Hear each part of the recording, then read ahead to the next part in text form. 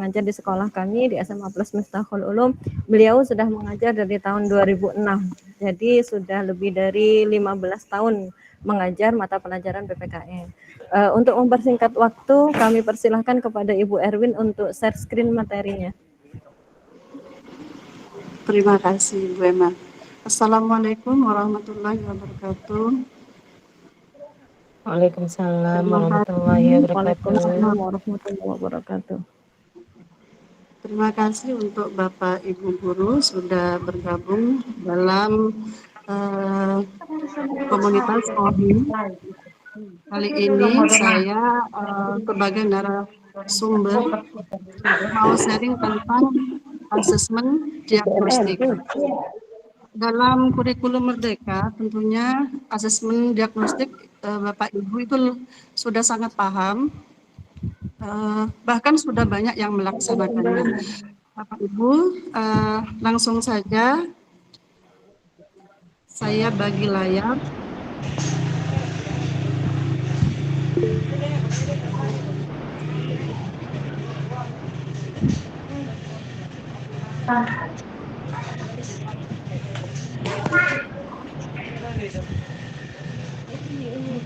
Mohon maaf Ibu Deborah, barangkali bisa di-mute dulu mikrofonnya, hanya suaranya biar tidak masuk. Iya Bu.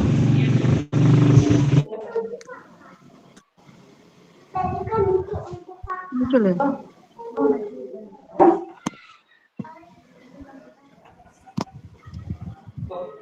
Apakah sudah muncul?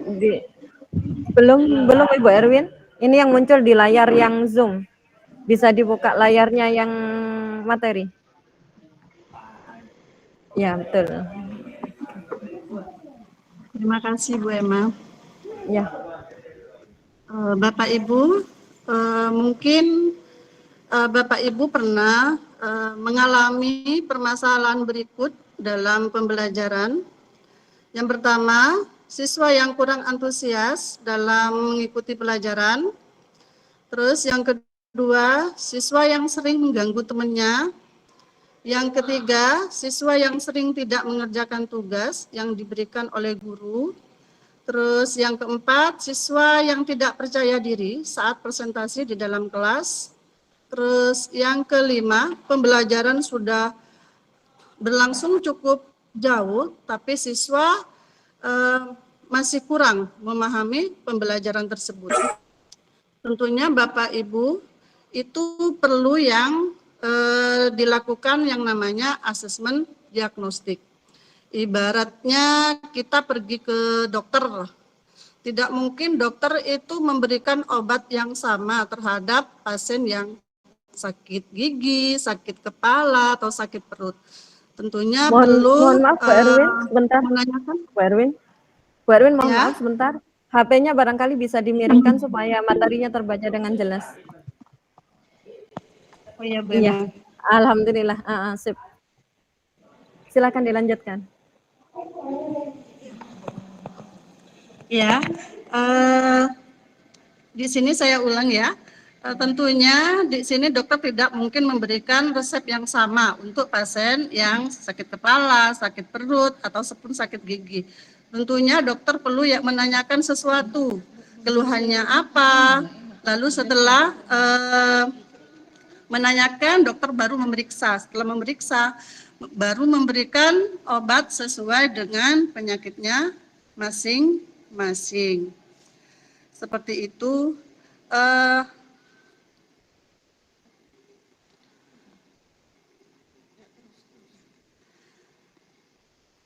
Apa sih diagnostik itu? Mungkin Bapak Ibu sudah paham apa yang dimaksud dengan diagnostik. Diagnostik adalah asesmen yang dilakukan secara spesifik yang mengidentifikasi profil setiap siswa. Profil ini berupa kompetensi, kekuatan, dan kelemahan siswa sehingga pembelajaran yang dirancang sesuai dengan kompetensi dan kondisi siswa. Tujuannya apa Bapak Ibu Guru untuk melaksanakan asesmen? Yaitu yang pertama, yaitu untuk mengidentifikasi masalah dan kesulitan siswa dalam belajar dengan memberikan pertanyaan yang berkaitan dengan hal-hal yang berada di sekitar siswa. Guru nantinya bisa mengidentifikasi masalah yang dihadapi oleh masing-masing siswa, sehingga dalam merancang pembelajaran dan menyusun strategi belajar menyesuaikan pada masalah dan kesulitan siswa. Terus tujuan yang kedua, mengidentifikasi capaian kompetensi siswa. Tujuannya apa Bapak Ibu Guru? Tujuannya untuk memberikan gambaran bagi guru seberapa peningkatan siswa nantinya setelah dilakukan asesmen diagnostik. Lalu tujuan yang ketiga, yaitu memetakan kemampuan peserta didik. Dipetakan di sini maksudnya siapa saja yang sudah paham utuh, siapa saja yang sudah paham sebagian, dan siapa saja yang belum paham. Dengan demikian, guru nantinya menyesuaikan materi pembelajaran sesuai dengan kemampuan peserta didik. Yang keempat, yaitu membantu guru merencanakan pembelajaran yang efisien. Jadi, dari hasil pemetaan tadi, guru dimudahkan dalam merencanakan pembelajaran yang sesuai, mulai dari pemilihan model pembelajaran yang cocok, mengatur pembelajaran yang tepat, menentukan evaluasi yang tepat, sehingga proses pembelajaran berjalan dengan efisien. Terus yang kelima, memberikan kelas tambahan atau remedial. Ini diperuntukkan untuk kompetensi di bawah rata-rata, di mana guru sudah lebih paham apa yang perlu dilakukan untuk mentreatment serta mentreatment pada peserta didik sesuai dari hasil diagnostik. Seperti kita ketahui ya Bapak Ibu Guru, asesmen diagnostik ini dibagi menjadi dua. Yang pertama ada asesmen diagnostik kognitif, yang kedua asesmen diagnostik non-kognitif. Pada asesmen diagnostik kognitif di sini, di mana asesmen di diagnostik dapat dilaksanakan secara rutin pada awal guru memasuki topik pembelajaran baru. Bentuknya melalui pemahaman kompetensi masing-masing siswa. Terus yang kedua, asesmen diagnostik non-kognitif adalah asesmen yang dilakukan guru untuk mengetahui kondisi psikologi, emosi, dan sosial siswa. Bisa dikatakan asesmen ini lebih ingin mengenal bagaimana kondisi personal siswa, seperti gaya belajarnya dan minat belajarnya. Dalam tahapan pelaksanaan asesmen diagnostik di sini meliputi yang pertama ada persiapan, yang kedua pelaksanaan, yang ketiga diagnosis, baru dilakukan tindak lanjut. Mungkin dalam persiapan di sini kita mempersiapkan jadwal, terus menyusun soal, dan membuat penskoran. Lalu di pelaksanaan di sini dilaksanakan pada semua kelas pada awal memasuki topik pembelajaran yang baru. Lalu setelah pelaksanakan kita mendiagnosis, yaitu menentukan dari hasil tes diagnostik mana yang paham utuh, paham sebagian, dan tidak paham. Lalu baru dilakukan yang namanya tindak lanjut. Kapan kita melaksanakan asesmen diagnostik? Ini yang pertama yaitu pada awal ajaran baru. Ini mengidentifikasi profil siswa, khususnya asesmen diagnostik non-kognitif. Terus yang kedua pada awal materi, yaitu mengidentifikasi capaian siswa, khususnya asesmen kognitif. Dan sebelum membuat modul ajar, karena apa? Tujuan pembelajaran, ATP dan modul ajar yang disusun itu harus berdasarkan pada asesmen diagnostik. Di sini ini contoh kegiatan pelaksanaan asesmen diagnostik. Seperti disebutkan tadi, pembuatan jadwal pelaksanaan, terus menyederhanakan materi sesuai dengan capaian kompetensi yang sudah disediakan Kemendikbud. Terus yang ketiga, penyusunan pertanyaan sederhana yang meliputi 262.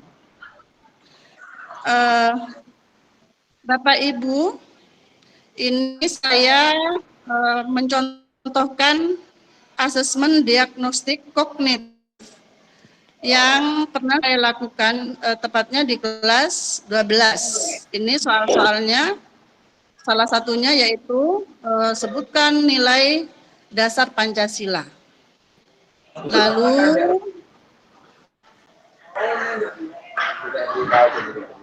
terus yang kedua, urutkan lambang sila Pancasila dari sila pertama sampai sila kelima. Setelah itu baru kita membuat kunci jawabannya ini dan penskorannya secara langsung.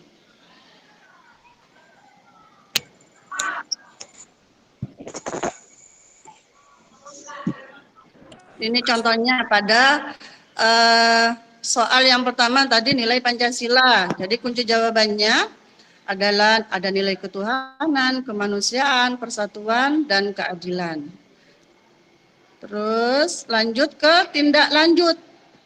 Jadi hasilnya dari hasil tes diagnostik yang saya berikan, saya buatkan perskoran seperti ini. Sebenarnya ini terserah Bapak Ibu guru ya, dalam perskorannya. Kalau saya di bawah 50 itu anak dianggap tidak paham atau belum paham. Terus rentan dari 60 ke 80 itu paham sebagian. Dari yang 90 sampai 100 itu paham utuh. Dalam tindak lanjut yang tidak paham itu mengikuti pembelajaran khusus atau perlu yang namanya pendampingan khusus. Contohnya belum hafal Pancasila, isi Pancasila. Mungkin dibimbing bagaimana supaya anak tersebut bisa hafal dan memahami Pancasila, terus nilai dasar Pancasila. Karena apa? Karena pada jenjang selanjutnya nanti itu bukan sekedar memahami isi Pancasila lagi, sekedar memahami nilai dasar Pancasila, tapi lebih dalam, yaitu contohnya penerapan nilai Pancasila dalam kehidupan sehari-hari. Terus Pancasila itu mempunyai nilai dasar, nilai praksis, dan instrumen. Seperti itu Bapak Ibu Guru. Ini yang kognitif.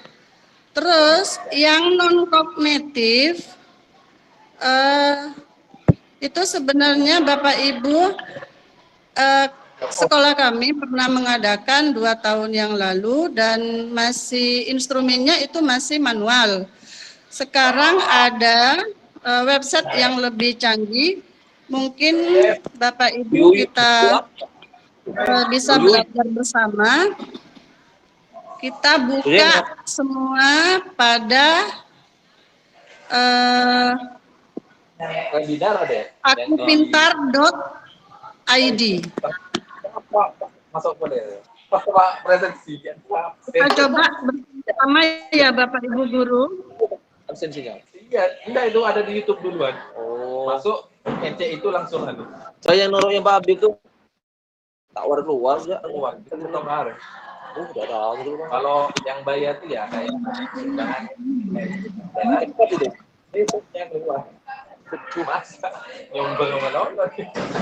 Ya. Di mana, Bon? Di Padurawan. Mohon maaf Pak Nurul Hidayat. Mohon maaf. Nah, terima kasih.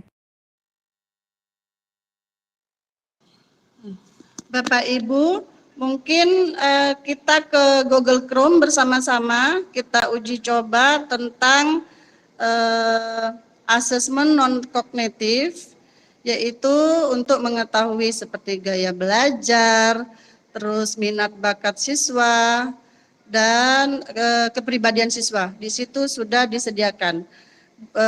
Buka indonesiapinter.id.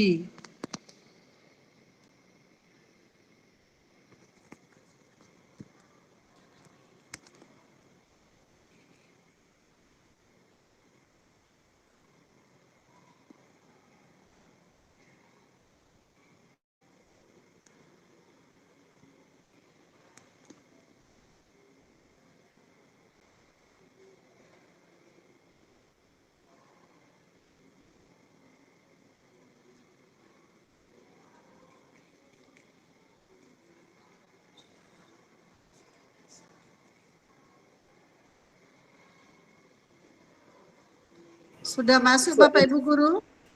Bu Erwin layarnya hilang, Bu Erwin tidak nampak. Tadi sudah nampak. Sebentar. Ya.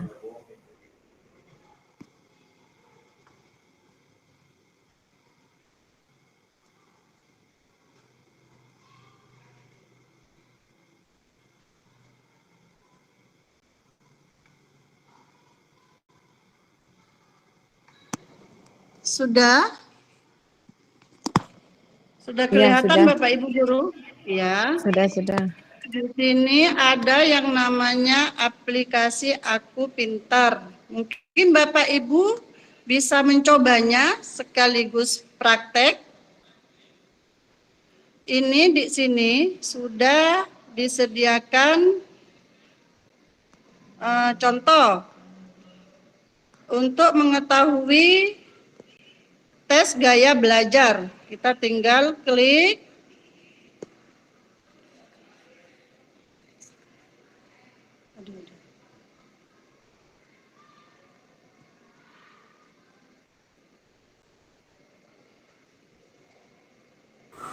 Ini ada coba sekarang.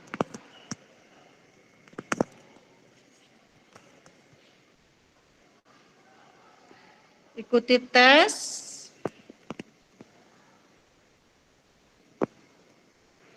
Ini di sini ada soal-soal.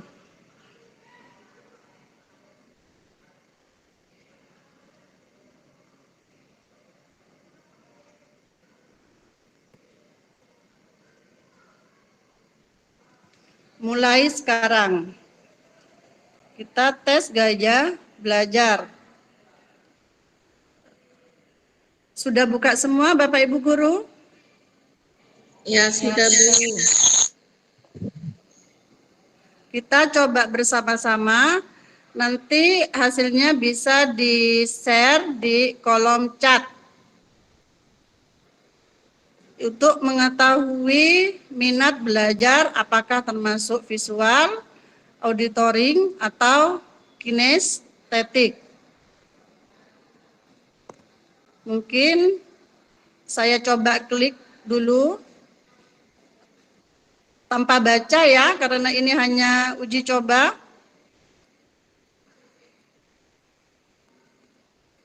Untuk menentukan hasilnya nanti.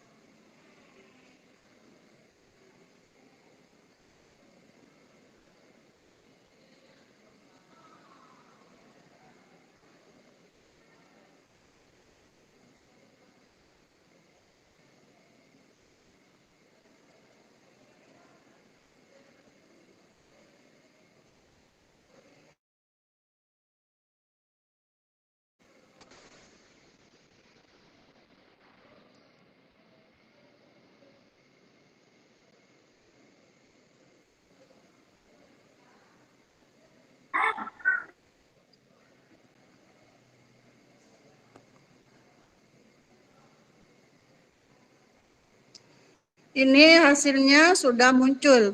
Mohon maaf ya Bapak Ibu guru, tadi saya checklistnya secara acak karena terlalu banyak.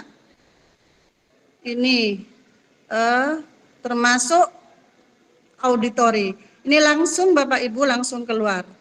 Ini dalam tes diagnostik non-kognitif untuk menentukan gaya belajarnya seperti apa, kepribadiannya seperti apa, dan minat bakatnya seperti apa. Itu ada di akupintarindonesia.id. Mungkin cukup sekian materi yang saya sampaikan, selebihnya saya kembalikan ke moderator. Terima kasih. Baik, terima kasih Bu Erwin. Wah, ini lengkap sekali ya Bapak Ibu materinya. Nah, itu tadi adalah berbagi praktik baik apa yang sudah dilakukan di sekolah kami, terutama oleh Bu Erwin dalam melakukan asesmen diagnostik. Karena asesmen diagnostik atau asesmen awal pembelajaran ini penting sekali sebagai modal untuk kita memberikan pembelajaran secara maksimal sesuai dengan kebutuhan siswa. Nah, mungkin Bapak Ibu ada yang ingin berbagi praktik baik juga tentang bagaimana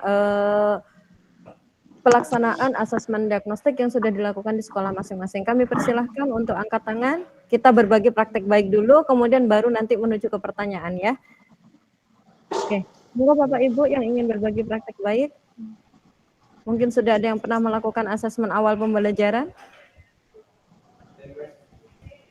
Ada yang raise hand? Tidak terlihat di saya. Siapa Pak? Oh, Ibu Kusmiati, monggo. Sudah resen ya, Ibu Kusmiati mau berbagi praktik baik tentang asesmen diagnostik yang sudah dilakukan di sekolahnya, monggo. Kami persilahkan.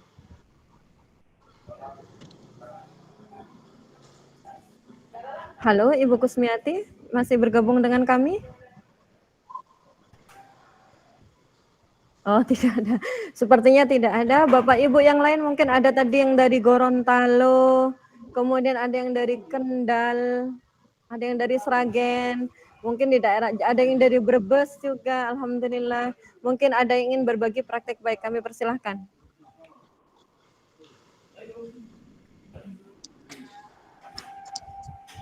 Belum ada juga. Kalau belum ada Bu Erwin, ini di kolom chat ada satu pertanyaan Bu Erwin. Ada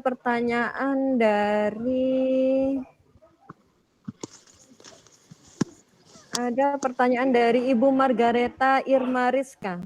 Pertanyaannya begini, bagaimana cara mengoptimalkan pemahaman peserta didik yang ketika diuji dengan asesmen diagnostik pemahamannya rendah, tetapi sepanjang materi itu diajarkan, pemahamannya bisa melampaui sampai di atas rata-rata.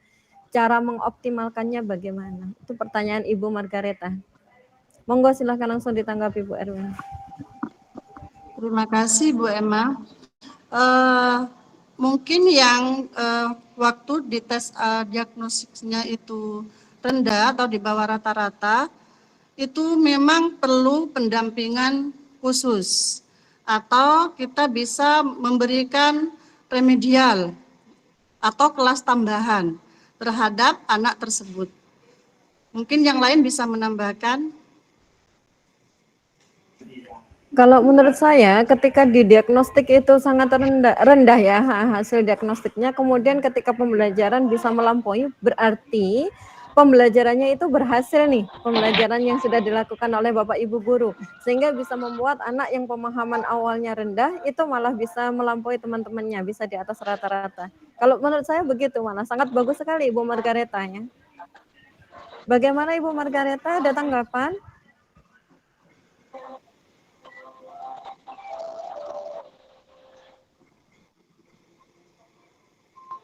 Tidak ada sepertinya. Oke.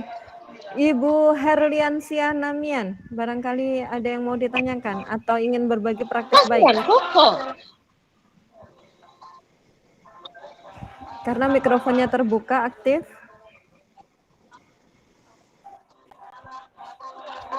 Ibu Herliansiana? Tidak juga.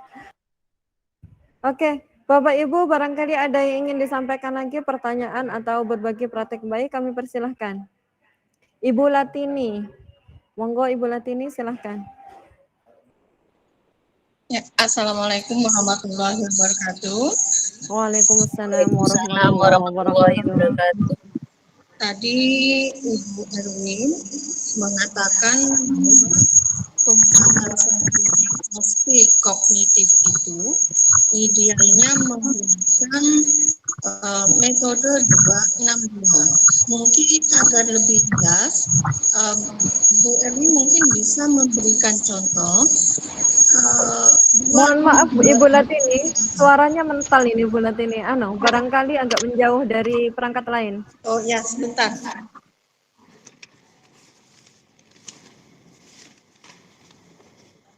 Ya, tadi Bu Erwin menjelaskan bahwa pembuatan soal diagnosnya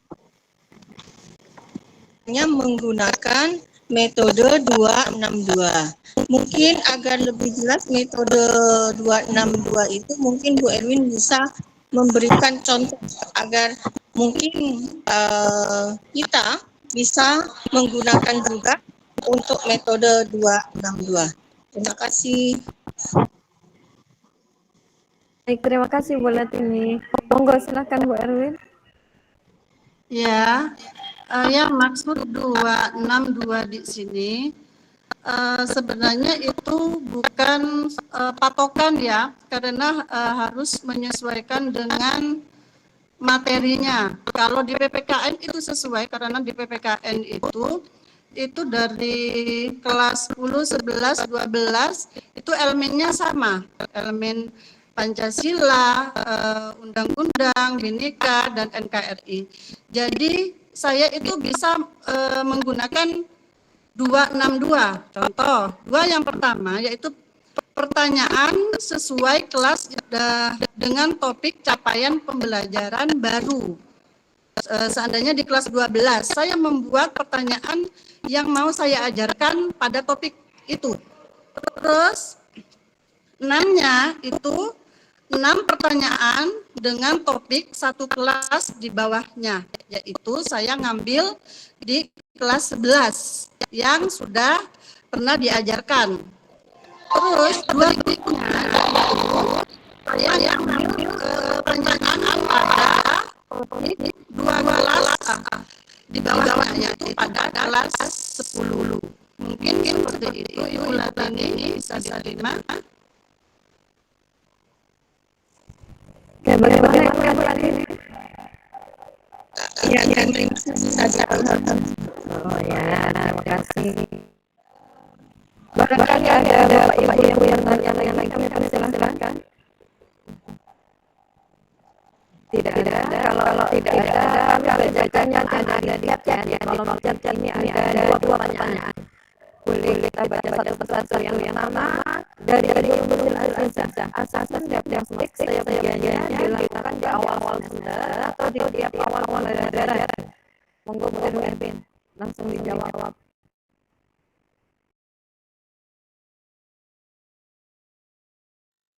Belum di mikrofonnya. Maaf. Yang maaf. Oh iya. Terima kasih Kuning Sil. Kalau yang diagnostik kognitif sebaiknya itu dilaksanakan pada awal materi atau topik baru. Tapi kalau yang non kognitif itu pada awal pembelajaran baru. Mungkin ada tambahan dari yang lain. Iya, betul sepakat kalau menurut saya begitu ya. Bisa dilakukan di awal pembelajaran baru non-kognitif itu bisa mengenali latar belakang peserta didik, kemudian kepribadian. Tapi kalau untuk kognitif lebih baik di awal topik. Sangat sepakat Ibu Erwin diskusikan. Kemudian ini di kolom chat dulu ya. Mohon maaf supaya tidak lama. Dari Ibu Eka Francisca Fitri Alilatin. Pertanyaannya, bagaimana cara mengimplementasikan asesmen non-kognitif pada siswa kelas rendah? Ini berarti itu SD ya. Jika guru membacakan pertanyaan akan memakan waktu, melakukan wawancara juga begitu. Nah, solusi terbaiknya bagaimana ya? Enaknya. Monggo Bu Erwin.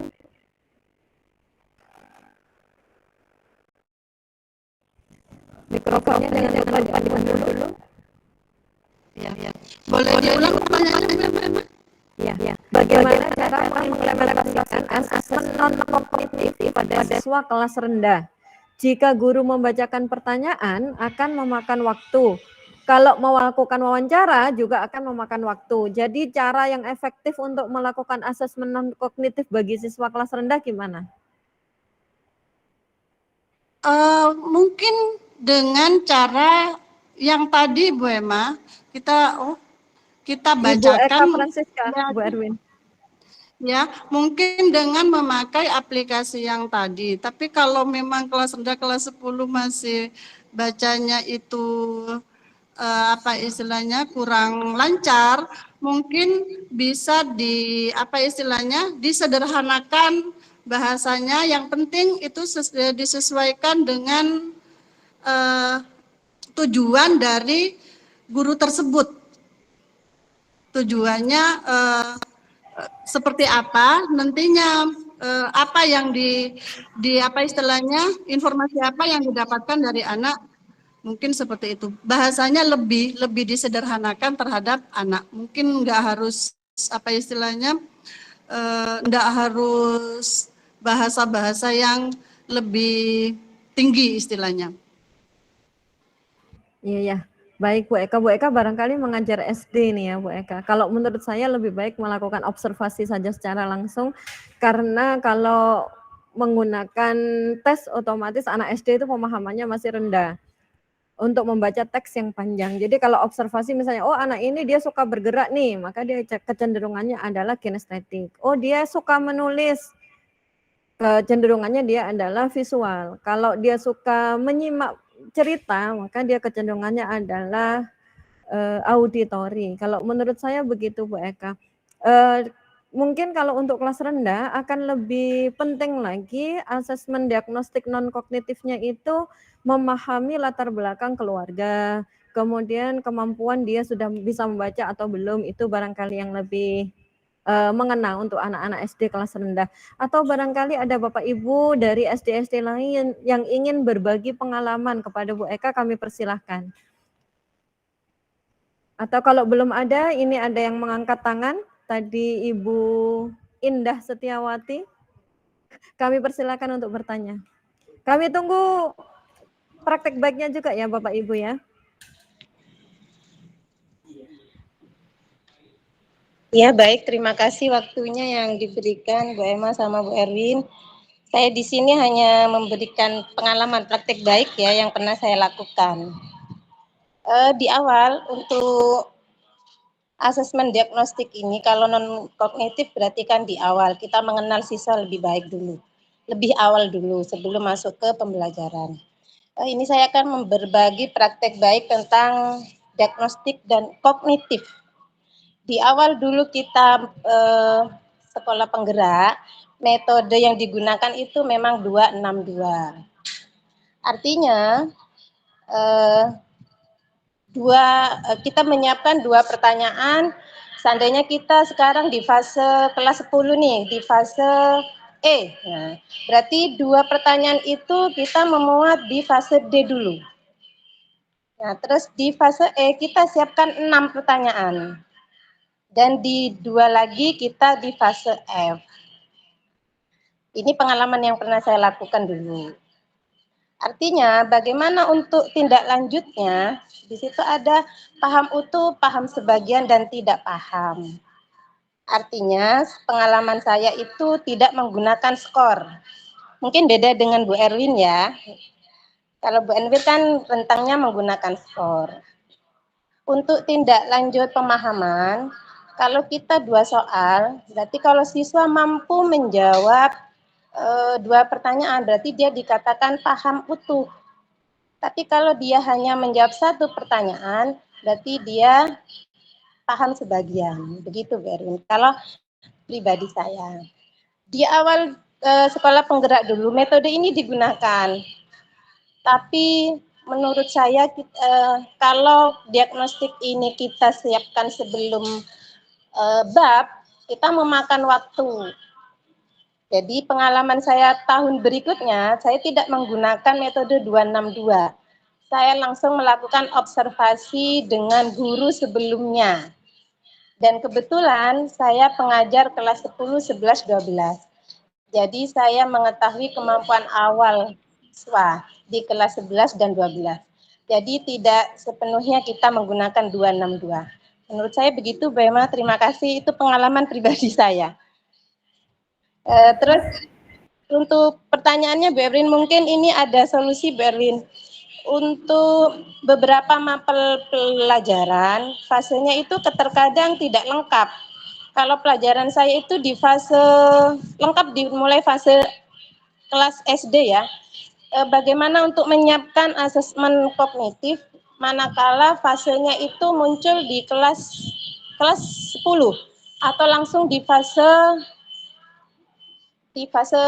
E begitu. Bagaimana cara untuk menyiapkan diagnostiknya? Diagnostik kognitif maksudnya. Itu saja pertanyaan dan tanggapan dari saya. Terima kasih. Assalamualaikum warahmatullahi wabarakatuh. Waalaikumsalam warahmatullahi wabarakatuh. Terima kasih Bu Indah berbagi praktek baiknya. Oke, pertanyaannya tadi, karena informatika ya, Bu Indah mengampu mata pelajaran informatika itu tidak diberikan di fase D. Adanya hanya di fase E, begitu ya? Gimana cara membuat pertanyaan untuk asesmen diagnostik kognitifnya? Bu Erwin bisa ditanggapi, monggo. Maaf Bu Emma, maksudnya bukan pelajaran TIK, mapel lain seperti kimia. Kimia itu di fase sebelumnya tidak ada. Kimia itu muncul Begitu. gitu. Bagaimana cara Oh. asesmen kognitifnya? Karena kan sebelumnya tidak ada fase di situ. Ya, terima kasih. Oke. Oke, terima kasih, tertangkaplah. Ya, terima kasih. Silakan Bu Erwin.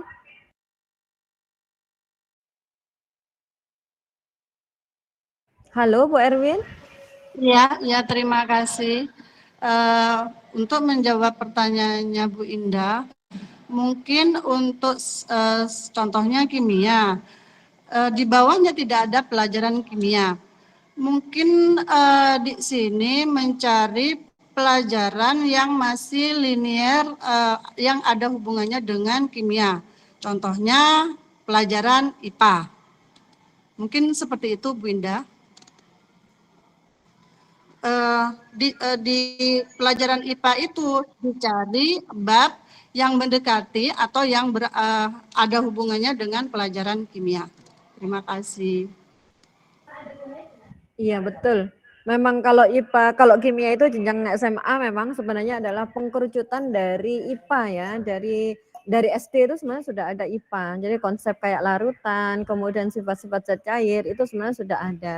Barangkali begitu Bu Indah, bisa kita tangkap ya penjelasan dari Ibu Erwin tadi ya. Oh iya, berarti kita informasinya dari guru mapel IPA ya. Terima kasih Bu Erwin tanggapannya. Iya, terima kasih. Oke, ada yang angkat tangan lagi sebelum saya melanjutkan membaca pertanyaan di kolom chat. Ada Ibu Suciwati dan Ibu Aisyah. Mungkin Ibu Suci dulu, silahkan. Ya, terima kasih. Assalamualaikum warahmatullahi wabarakatuh. Mungkin saya bisa menambahkan sedikit ya tentang pertanyaannya Bu Indah. Untuk kelas 11 kalau memang tidak ada atau fase F tidak ada mapel kimia, kemudian bagaimana cara kita mau melakukan asesmen di awal, kita bisa menggunakan di fase sebelumnya, yaitu di tahapan SMP.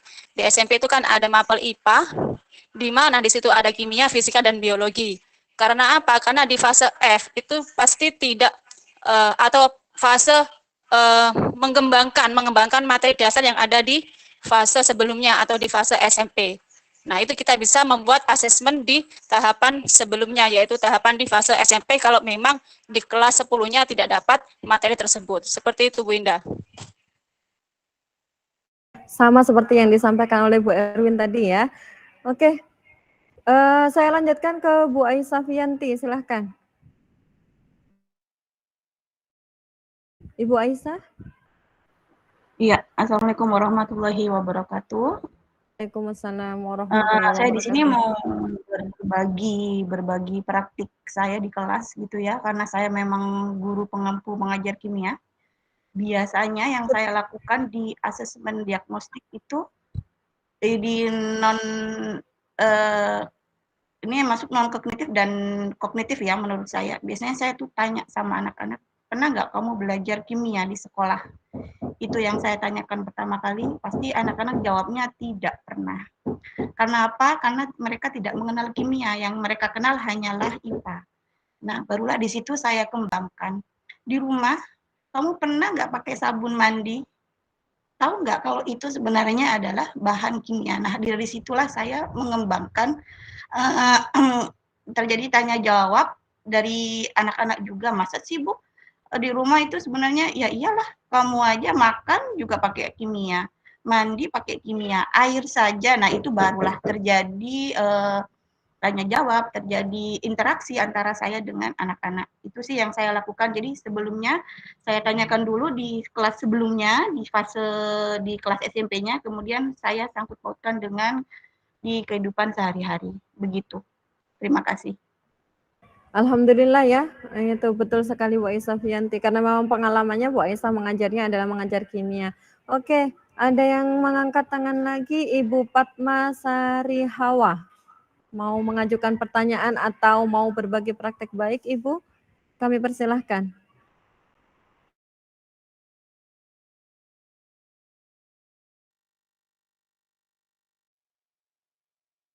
Ibu Fatma? Monggo di-unmute dulu mikrofonnya, Ibu.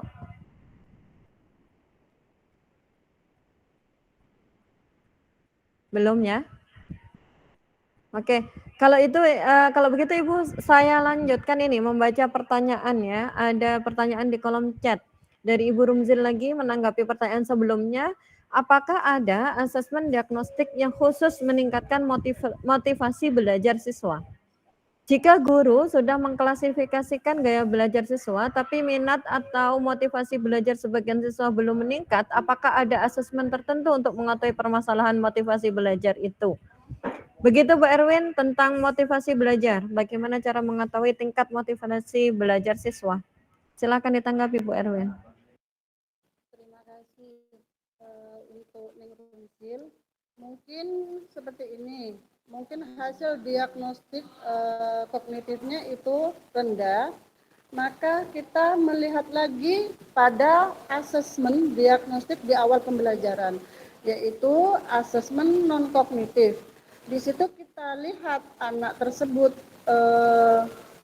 gaya belajarnya itu seperti apa, termasuk auditoring, visual, atau kinestetik. Kalau contohnya dia visual, maka dikasihkan pembelajaran yang berhubungan dengan gambar-gambar yang membuat dia menarik. Selain itu, dalam diagnostik kan juga dibutuhkan yang namanya profil siswa. Hobinya siswa itu apa, latar belakang orang tua itu seperti apa. Mungkin dari situ permasalahan itu jadi guru bisa menyiapkan strategi pembelajaran untuk meningkatkan kompetensi siswa tersebut. Seperti itu, Neng. Terima kasih.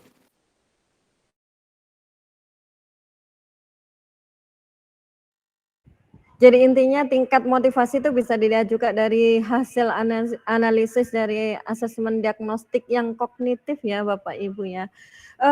Pembicaraan kita sangat seru sekali tentang mengenal bagaimana kebutuhan peserta didik kita untuk memenuhi pembelajaran yang lebih bermakna ya. Saya ingatkan untuk Bapak Ibu silakan mengisi daftar hadir yang ada di link, ada di kolom chatnya, ada di kolom chat linknya. Silahkan diisi, ini sebagai salah satu prasyarat untuk mendapatkan sertifikat webinar. Oke, ada yang mengangkat tangan lagi. Ini saya persilakan untuk Bapak Muhammad Nur Khozin. Bapak Muhammad Nur Khozin, barangkali ketika berbicara bisa dibuka ya cam-nya ya.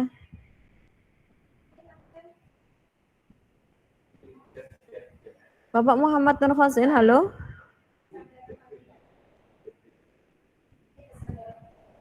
bisa bergabung dengan kami Bapak? Tidak ya, diturunkan tangannya. Oke, ada Bu Aisyah Fianti.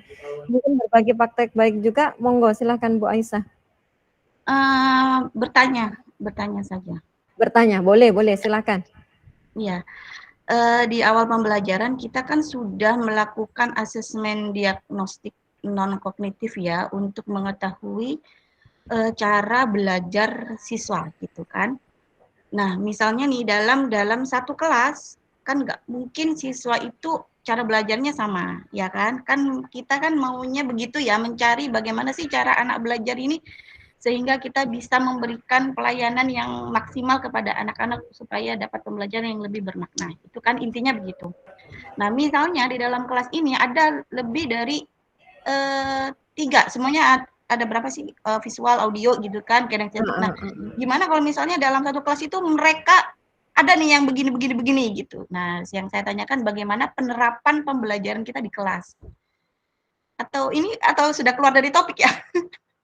Enggak kan ya? Enggak mengarah Enggak. ke proses pembelajarannya ya Bu Ya, Aisyah. Tapi memang modal yang digunakan untuk proses pembelajaran itu kan berdasarkan analisis asesmen diagnostik. Enggak apa-apa, masih berhubungan iya. Masih berhubungan ya. Iya, okay. Mungkin di sini ada teman-teman dari ini kan udah ada di seluruh Indonesia nih yang masuk ke webinar KOHI gitu ya. Mungkin bisa nih berbagi praktik baik bagaimana cara kita memberikan pelayanan atau metode pembelajaran di kelas jika di kelas ini gaya belajar siswa ini macam-macam, berbagai model gitu. Mungkin ada nih teman-teman yang lain, bukan dari hanya pemateri, saya juga pengen tahu betul. Dari teman-teman ya, kita kan dari seluruh Indonesia nih, mungkin bisa berbagi pengalaman gitu ya. Terima kasih, itu saja. Terima kasih Bu Aisyah. Oke, Bapak Ibu monggo silakan yang ingin berbagi pengalaman. Tadi gimana caranya mengakomodir kebutuhan siswa yang sangat beragam di dalam kelas. Mungkin ada yang ingin berbagi praktek baik, kami persilahkan.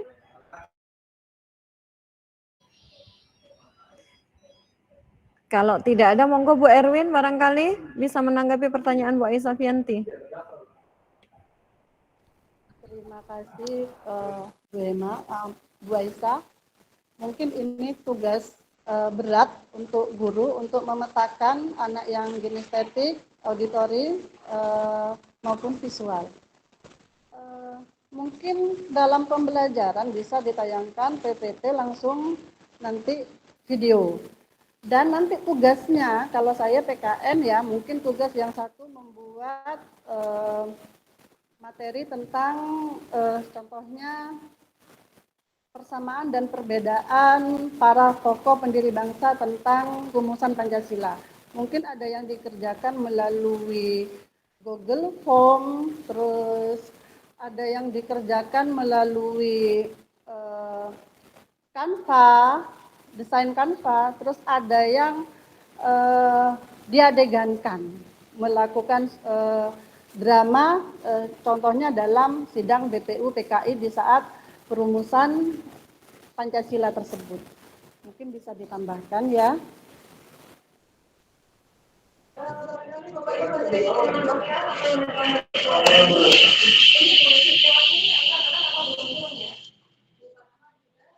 Aku.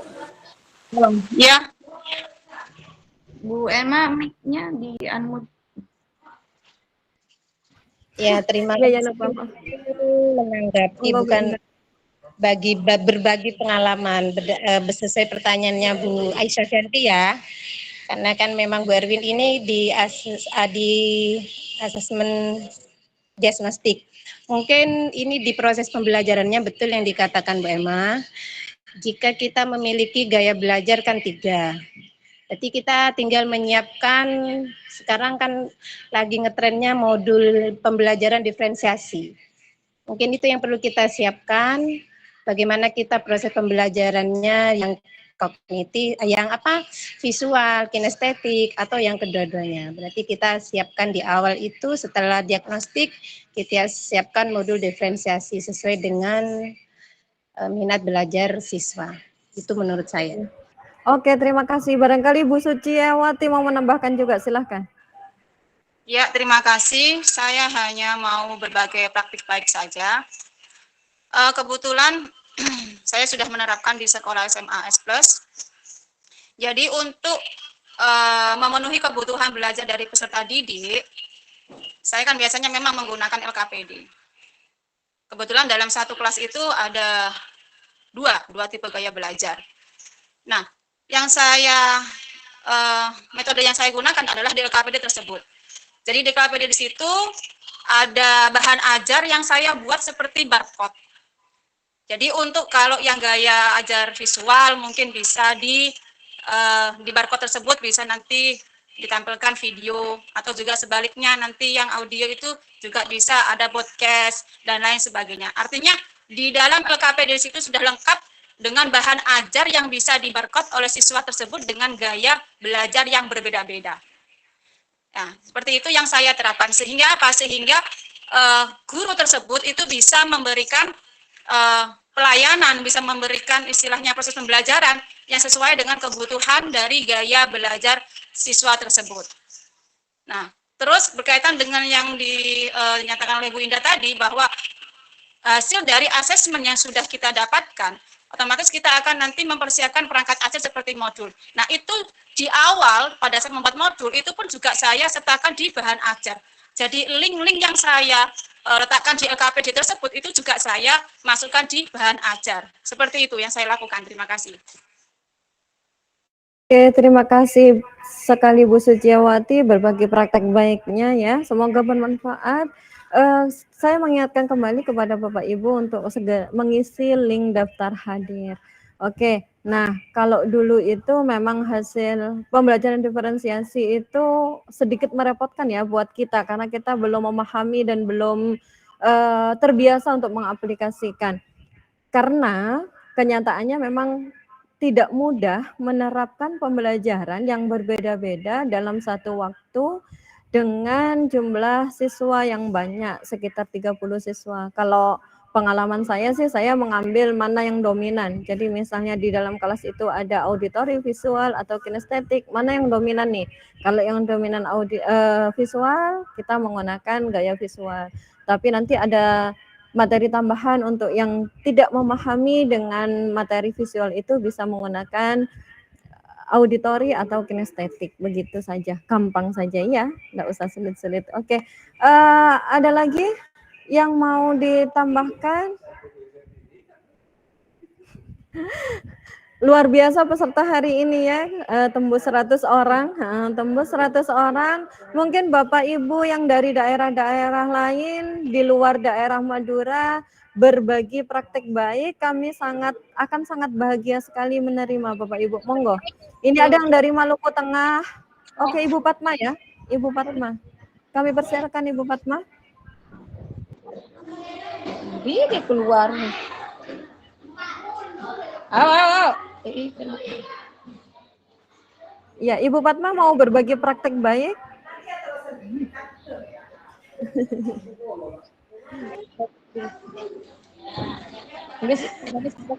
Tidak ya?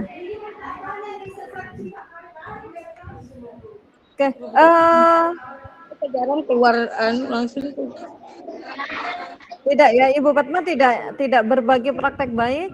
Ada pertanyaan lagi di kolom chat dari Ibu Rumzil Aziza. Ini bertanya lagi. Ini Bu Rumzil sangat aktif ya. Ibu Fatma barangkali kalau tidak bertanya boleh dimatikan mute mikrofonnya ya. Kalau bertanya silahkan. Makanya saya bilang, ini keluar. Tidak ya, Ibu Fatma tidak bertanya, mohon di mute mikrofonnya. Ada pertanyaan dari Ibu Rumzil Aziza. Izin bertanya lagi, bagaimana jika masalahnya anak tidak menikmati mata pelajaran tertentu, padahal di asesmen siswa tersebut kognitifnya bagus nih? Ya, Bu Erwin, monggo.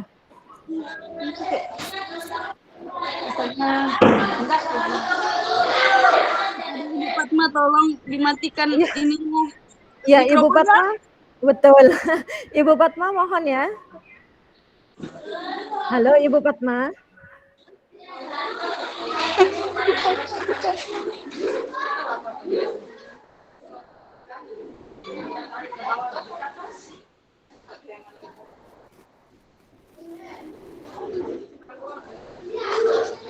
Oke, kami coba matikan dari host ya. Monggo Ibu Erwin ditanggapi pertanyaan dari Ibu Rumzil Azizah tadi. Ada anak yang terlihat tidak menikmati pembelajaran, tapi hasil asesmennya bagus. Ibu Emma, mungkin kalau anak itu terlihat tidak menikmati dalam pembelajaran tersebut, mungkin bakat minatnya itu bukan di pelajaran tersebut, mungkin minatnya di pembelajaran yang lain. Tapi kompetensinya memang anak tersebut memang bagus di semua pelajaran, hanya lebih ke peminatannya saja. Tapi kami sebagai guru tetap harus memotivasi bagaimana anak tersebut tetap menyukai dan meningkatkan kompetensinya. Terima kasih.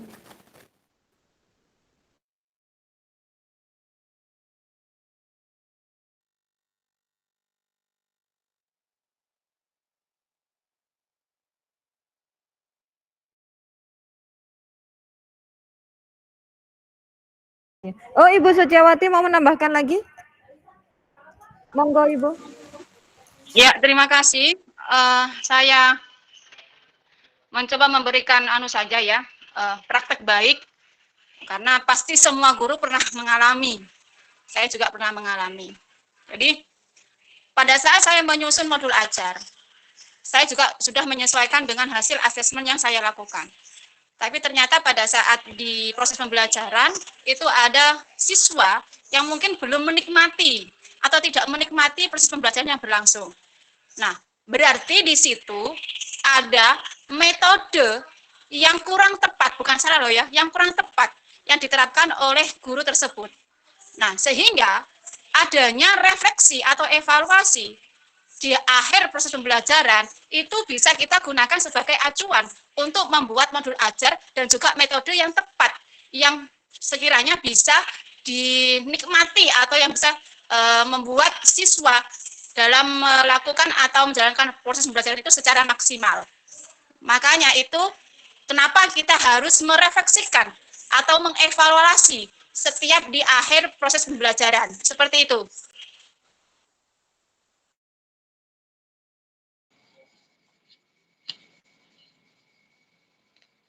Iya, terima kasih Bu Suciawati. Itu tadi tambahan dari Ibu Suciawati.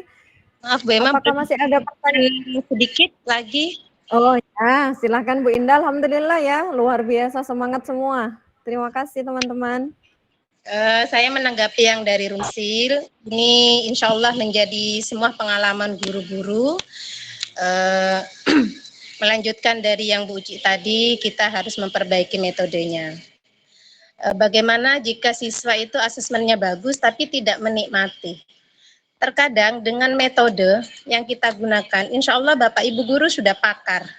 Apalagi kita sudah mengajar di satu lembaga lebih dari 5-10 tahun ke atas. Insya Allah kita bisa menyiasati itu. Tapi terkadang hal kecil bisa menjadi sesuatu yang bisa menjadi pertanyaannya Neng Rumsil, yaitu jika asesmennya bagus tapi dia tidak menikmati. Mungkin kita bisa lebih mengenal siswa tersebut. Apakah siswa tersebut punya masalah, entah di rumah atau di kamarnya. Terkadang kita melakukan asesmen di awal, tapi psikis siswa itu kita tidak tahu. Mungkin itu bisa kita melakukan pendekatan dengan cara itu. Insya Allah kalau masalah metode, Bapak Ibu Guru sudah pakar semua dengan siswanya, karena kita sudah mengajar lebih dari 5 tahun ke atas. Itu saja pengalaman menurut pengalaman saya yang pernah saya lakukan. Ya, terima kasih. Assalamualaikum warahmatullahi wabarakatuh. Waalaikumsalam warahmatullahi wabarakatuh. Oke, terima kasih Bu Indah.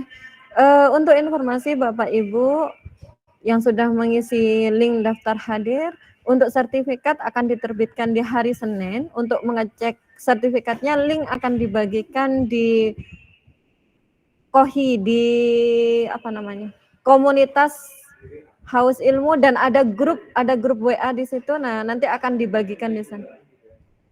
Silahkan bergabung di PMM, itu ada link untuk grup WA. Jadi nanti sertifikat akan dibagikan di sana mulai hari Senin, ya Bapak Ibu. Itu informasi yang saya berikan. Terima kasih Bapak Ibu, kami sampaikan karena waktu memang sudah lebih dari jatah yang kita jadwalkan. Tadi jadwalnya jam 8 sampai jam 9, ini sudah lebih dari 18 menit. Terima kasih atas partisipasinya. Semoga apa yang kita lakukan hari ini, diskusi yang kita lakukan hari ini bermanfaat. Khususnya terima kasih kepada Bu Erwin Susanti sebagai narasumber hari ini.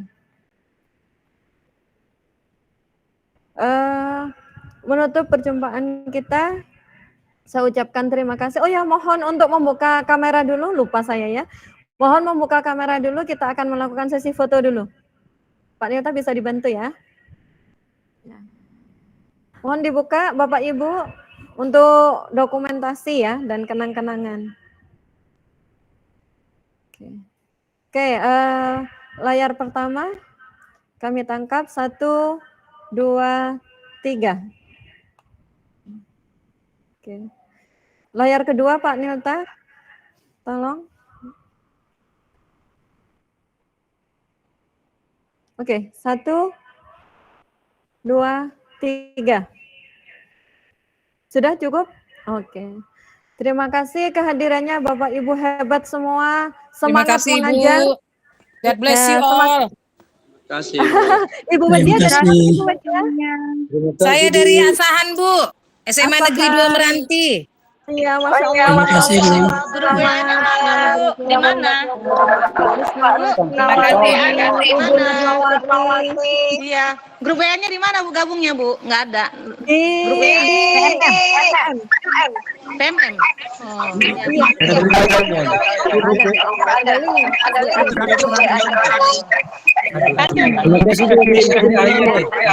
Terima kasih. Terima kasih. Ibu Dewi Sartika, terima kasih. Pak Natalis, terima kasih. Bu Sania, terima kasih. Bapak Guru, saya akhiri. Assalamualaikum warahmatullahi wabarakatuh. Waalaikumsalam warahmatullahi wabarakatuh. Itu komentar. Ini MM katanya.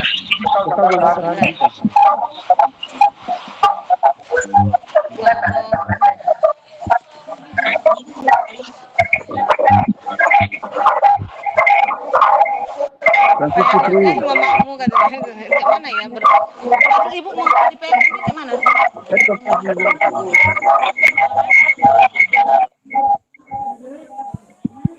Ini mesti kirim pesan kan?